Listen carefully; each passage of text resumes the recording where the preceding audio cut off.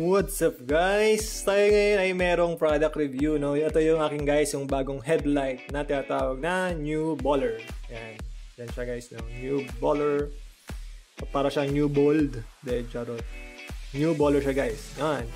Ang New Baller guys ay isang headlight na may capacity na 10,000 milliamps, no? Malaki talaga siya guys.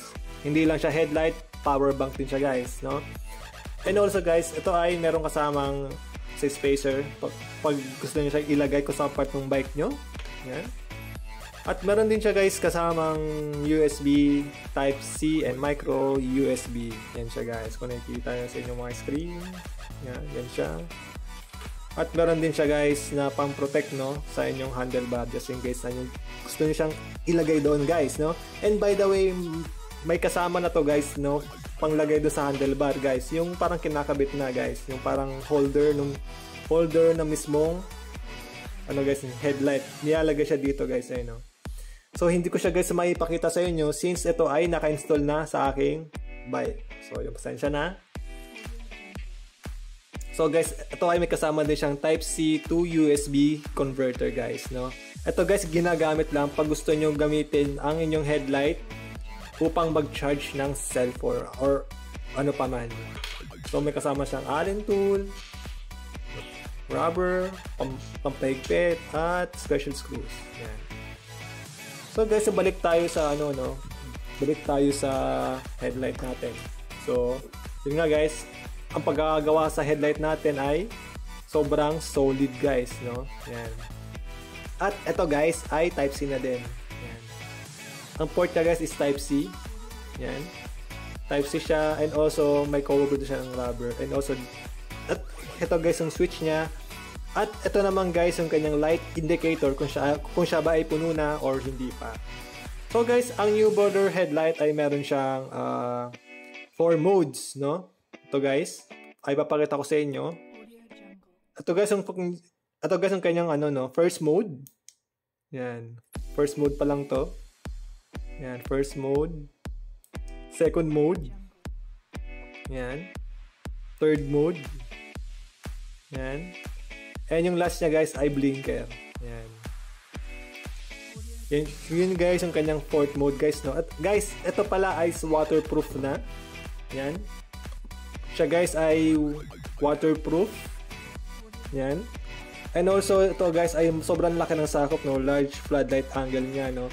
Guys, pag gamit nyo to guys, para kang guys yung nakamotor nito guys, no? Sa sobrang ano niya, sa sobrang laki ng kanyang sakop, guys, yan. May kita nyo yan. Sobrang laki yan guys, para ka nakamotor.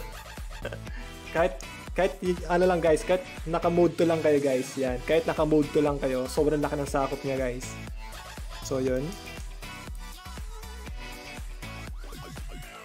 Yun guys, yung kanyang ano, no, yung kanyang guys, specs. Yan.